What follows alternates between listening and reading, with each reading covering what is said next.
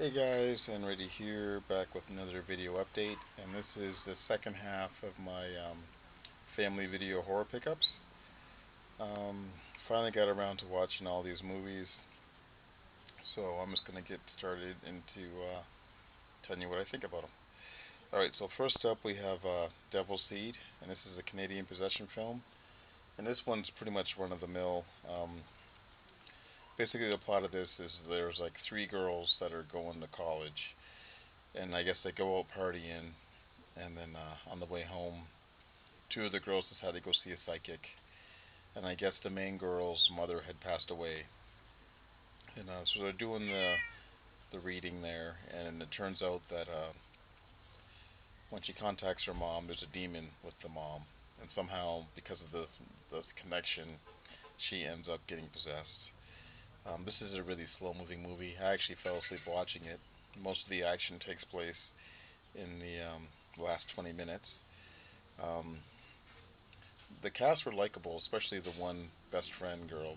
The other girl, she's the blonde. She's supposed to be bitchy. She gets naked in a couple scenes. The other two, you don't get to see them get naked, which I guess could be a plus or minus depending on how you look at it. Um, this movie isn't a bad movie. I thought it was halfway decent. It's just that with possession movies, I think at this point they gotta try to do something a little bit different. Like even if they did a movie where someone agrees to be possessed by a demon in exchange for financial gain or something, and the deal turns sour or something like that. Um, it's all right though. I don't know. I'd recommend if you're gonna see it. I wouldn't pay good money for it. If it's on Netflix, maybe. I don't know. Okay, next we have Tormented, and this movie is a British horror film, and it's kind of in the same vein as I Know What You Did Last Summer. Um, Basically, in this movie, uh, a group of kids bully another teenager into committing suicide, and then afterwards he comes back from the grave and picks them off one by one. I would have preferred if this movie had dropped the supernatural element and stayed with the standard slasher element. It would have been a much better movie. Another strike against it as well is that it's also a horror comedy, and it's really not that funny. A couple of the death scenes are are played for laughs, which it really shouldn't have been. Another thing too, the ghost kid, he needs an inhaler. I guess he had asthma, and that plays into him being a ghost, where there's shots of him taking an inhaler and stuff, and it comes into play during the climax. Uh, the thing that bothered me about this movie was that the main girl, she speaks at his funeral, and then later on she gets invited to hang with the cool kids, and she slights her older friends that she used to have. And then the new kids are basically jerks, but she still stays friends with the new kids even though their behavior gets worse and worse. I don't know. It's really stupid. I like the artwork though. It's like it's got most of the cast are laying on top of each other like they're dead or something. And there's the ghost guy there. Not very intimidating. They should have went with something different. I don't know, or made him look more ghoulish, I guess. Alright, let's go on to the next one. Alright, we have Silent Night, Deadly Night, and this is the remake to the original Silent Night, Deadly Night. Did I say Silent Night? Well, this is Silent Night. Um, Basically, this is about a killer Santa Claus that comes to this town, and he's basically killing off the people that he feels are naughty. And it's an alright film. I enjoyed it. I didn't think I would. Um, the main problem I have with this movie is that it's a police procedural structure, whereas I preferred it just been like a straightforward slasher movie.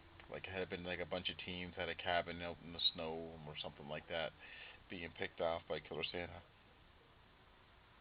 That would have been pretty cool, but you know, instead we get the standard. There's a killer in the town.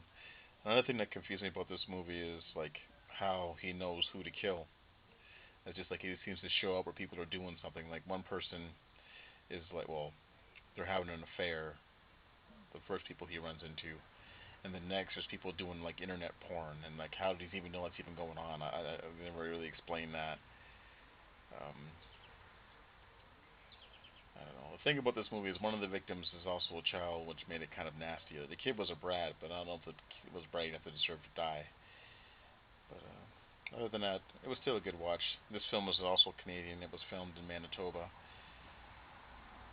Not that it really means anything, but I know I have a couple other fellow colleagues that live in Canada. Alright, let's go on to the next one. Alright. Some Guy Who Kills People. This movie really surprised me. I wasn't originally all that interested in picking this one up. In fact, I almost put it back. But this is kind of a slasher comedy. But the thing about this movie is it has a really nice feel-good quality to it. Like, it made me smile. Like, I was having a crappy week when I started watching this one. And then, like, 20 minutes in, I was all smiles with this movie. Basically, this is about a guy that works at an ice cream shop who was bullied in the past to the point where he attempted to commit suicide. And he's trying to put his life back together. And and then the bullies that had bullied him, they're all adults now, and they start getting killed off. And it looks like he's doing it.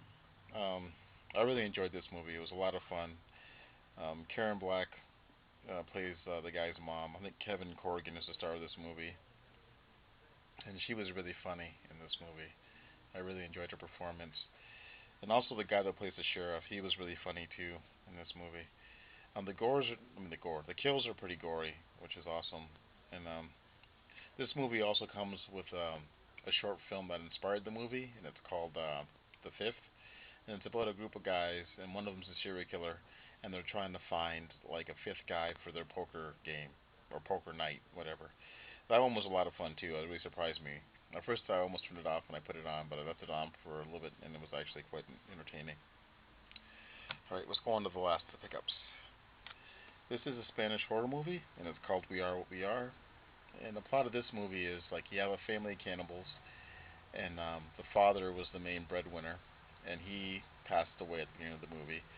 And basically, they're trying to struggle to survive to see who's going to be the new head of the household, who's going to bring in the food for the house.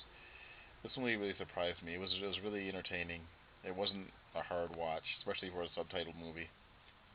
Um, I like the dynamic amongst the family. Like you have the two brothers, one's level-headed and the other one isn't, and then you have the mother and her daughter. And actually, the mother and daughter are much more vicious than the two brothers.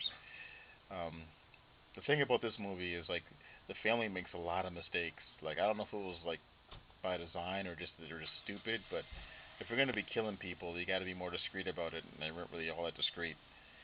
But I guess there wouldn't be a movie if they got away with it, I guess. Alright guys, so that's my update. I'm going to try from now on to watch the movies before I do the updates, unless it's something super rare, I guess.